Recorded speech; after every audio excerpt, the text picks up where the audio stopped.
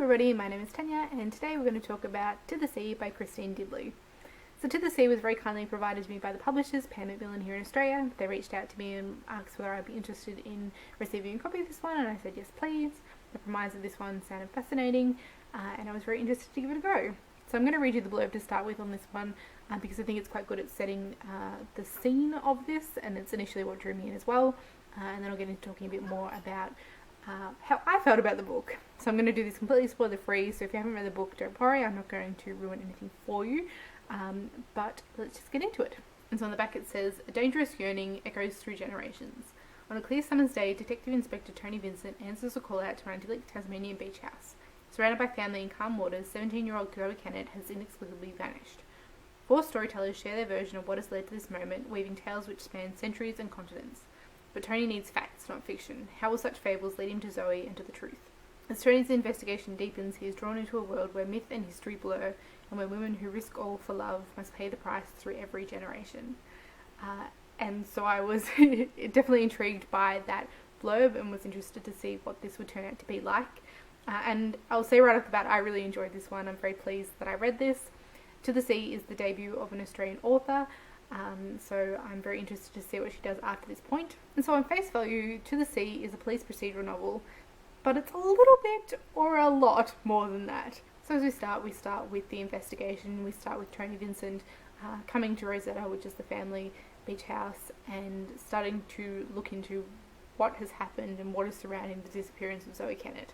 And so it's been told by her family that Zoe disappeared while snorkeling, but it's quite a long time between the last time that anyone saw her before the police are involved, and something in the family's reactions doesn't feel quite right. Zoe is reportedly a very able swimmer and very confident in the water, and she's disappeared in waters that are very calm and very shallow, and she's surrounded by her family, and that family is substantial.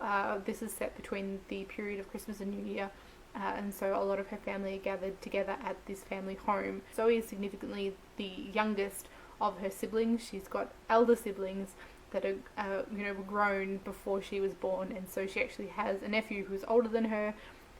They've got growing families of their own, so there's this huge collection of their parents, and then the siblings and their spouses and their children and Zoe, and they're all gathered here. But seemingly Zoe has somehow managed to slip away without anybody really noticing her. And so Tony starts trying to unravel what's going on and what people aren't telling him and why the reaction seems slightly off to him. This story is a little bit more than just your basic police procedural. It is very much inspired by Irish myth. There's a lot of folklore and storytelling, stories of tragic romance and family curses, and a legacy that's passed down through the generations.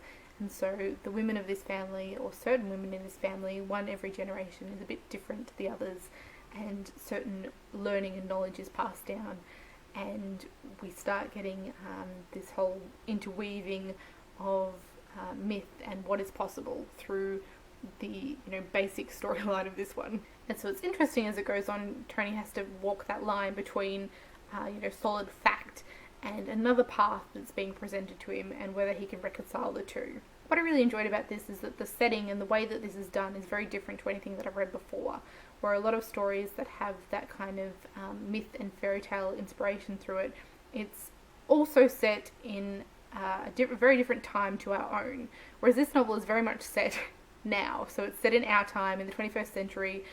We're dealing with the era of social media and smartphones, and they're going through investigating and seeing Zoe's life as it appears through the social lens and through technology, and at the same time we're weaving through myth and legend and as I said, a different way of looking at things, and I found that really interesting, the blending of the two. And because of that, I find it hard. I'm struggling to really class this. It's a different genre than I've come across. So as I said, on one part it's a very straightforward police procedural. On the other part it's myth and legend and folklore and magical realism, and they weave in together to make this.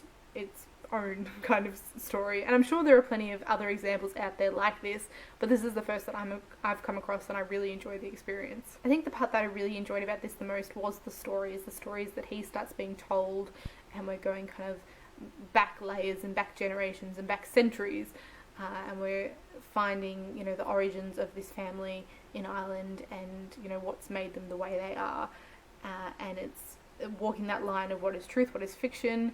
Is this just the kind of imaginings of a damaged mind? Is this reality? And walking that bit of what is, what isn't, was really interesting. I guess because a lot of stories that are inspired by myth are set in a world where that's an accepted part and very much a part of their being and their culture.